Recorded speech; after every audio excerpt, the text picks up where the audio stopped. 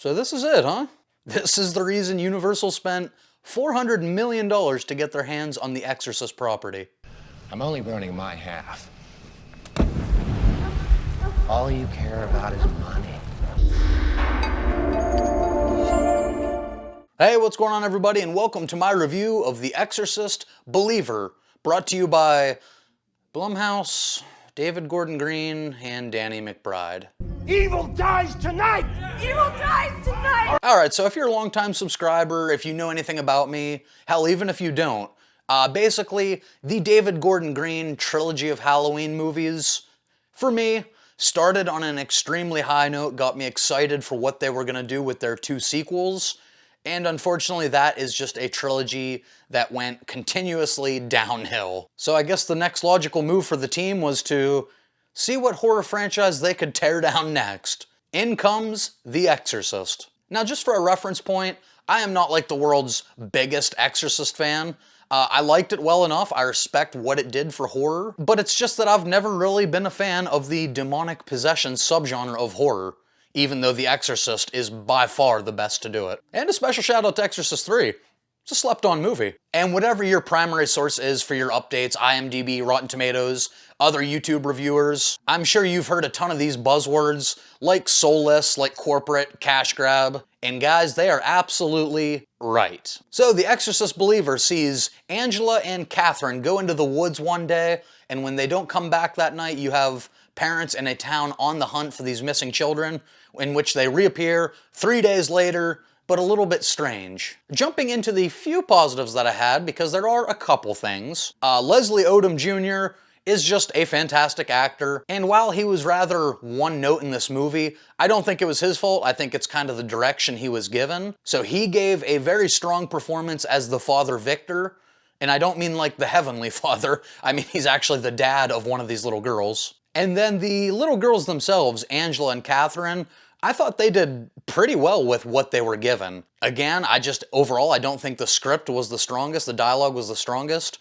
so they didn't have a ton to do. It's kind of weird when you make the two people being possessed kind of like background characters in their own movie, but that's a choice. You guys notice how even my positives are kind of negative? That's a bad sign. But the girls themselves, they gave believable performances, both as just these 12-year-old carefree little girls, and then once they became possessed, I thought they did just as well with that. And I really enjoyed the father-daughter dynamic between Victor and Angela. With the backstory we're given, it totally makes sense that he's just an overprotective father. The only issue is there just wasn't enough of those father-daughter moments, and really there just wasn't enough character development with these girls in general. And honestly, I didn't think the setup of the movie, like the first act, I didn't think it was all that bad.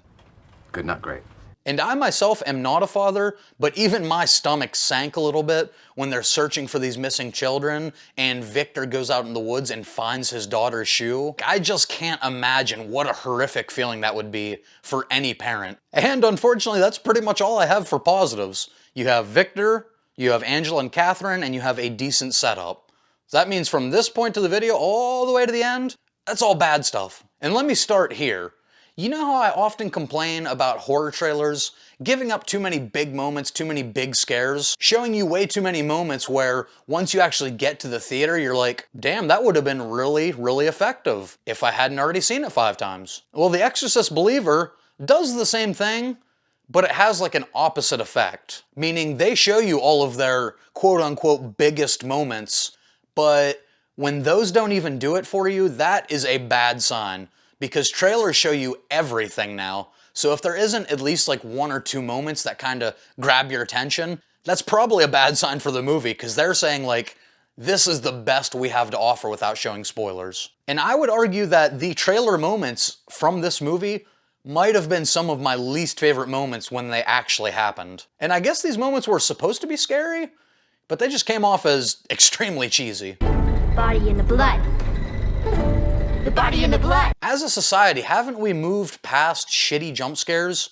Apparently not, because this movie is chocked full of them. Which, by the way, is the very antithesis of the original Exorcist. Like, the more I think about this movie, the more it doesn't feel like David Gordon Green and Danny McBride and Blumhouse were big fans of The Exorcist when they were kids and they wanted to remake it in their vision, it just feels like this is a completely corporate movie. Now personally, I think there is a clear moment where this movie starts going really downhill, really fast, and that is, unfortunately, as soon as Ellen Burstyn is introduced to the story. In my out-of-theater reaction, I jokingly called this movie The Exorcist Deceiver, and looking back, I think that's a better name for it. The utilization of this legacy character of Chris is not only one of the laziest and underutilized I've ever seen in a legacy movie, but this is the biggest reason that people were throwing out words like cash grab and corporate and all these words you hear. This was a clear fan deception by the studio. Like, if you saw the trailers,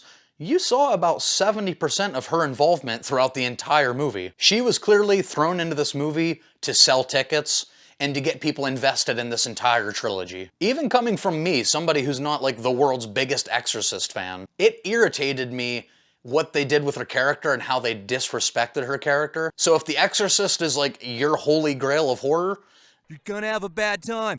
Gonna have a bad time. You're gonna have a bad time. Like, they literally have her say a line, which, by the way, worst fucking line in the movie, hands down. But they have Ellen Burstyn say a line that the reason she wasn't in the room for her daughter's exorcism was because of the patriarchy. What the hell did you just say?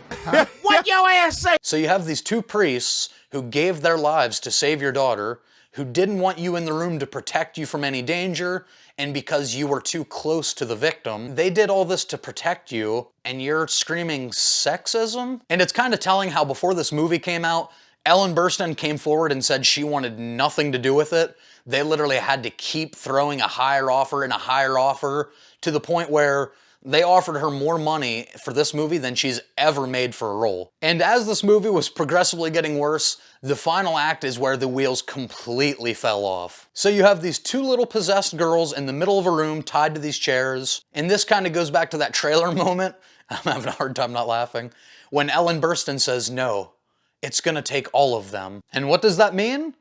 Well, that means they decide that one religion's exorcism isn't enough. They need to gather the multi-denominational religious Avengers to overcome this evil. I swear to God, it's like an Avengers team-up of different religions. You have a guy holding a crucifix and another guy reading a Bible while they're praying. You have this lady in the background doing like a holistic healing dance. It's not good. And what baffles me even more is this almost acts on like the principles of the Halloween Kills philosophy, where it takes a group of people coming together to overthrow this evil, which David Gordon Green, no. Bad director. Like, that was so polarizing and divisive. Have you really not learned your lesson from that movie? This dude is obsessed with a community overcoming evil. And then after all that batshit weirdness, this is supposed to be like this really high impact, highly emotional climax of the movie. And I swear to you, I was in the back of the theater just laughing like a fucking maniac. It was hilarious. And then after the exorcism, you have Victor giving like this dumbass speech about hope in the future. And they kind of play it lighthearted, like we just saved the day or something. But like, you do realize just 3 to 5 minutes ago in the runtime, a little girl got dragged to hell for nothing. At no point did I ever feel any real fear or dread. Every time you think they may be taking the story a semi-interesting direction, it pulls a 180 and goes back to just being a super generic movie. It's poorly paced with nothing really new or interesting to add to the Exorcist lore. It disrespects the legacy character that it does bring back.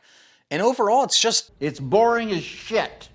How ironic that what was once the gold standard of demonic possession horror has now become as lifeless as the countless copycats that have come since. So guys, I'm going to give The Exorcist Believer a 4.25 out of 10. But that's going to do it for my review of The Exorcist Believer. As always, let me know your thoughts down in the comments below. Let me know how you would rank the Exorcist movies, where this one would land. It better be below 1 and 3. So yeah, let me know what you guys think of the movie and where you see this trilogy going down in the comments. While I have you, me and two friends have a weekly pop culture podcast called Culture Shocked. That is available wherever you get your podcasts. Links for that will be down in the description as well. And as always, if you enjoyed this review, give it a thumbs up, share it with a friend, hit subscribe right over here so you don't miss any future content on the channel. And as always, we'll see you in the next one for hopefully a better movie.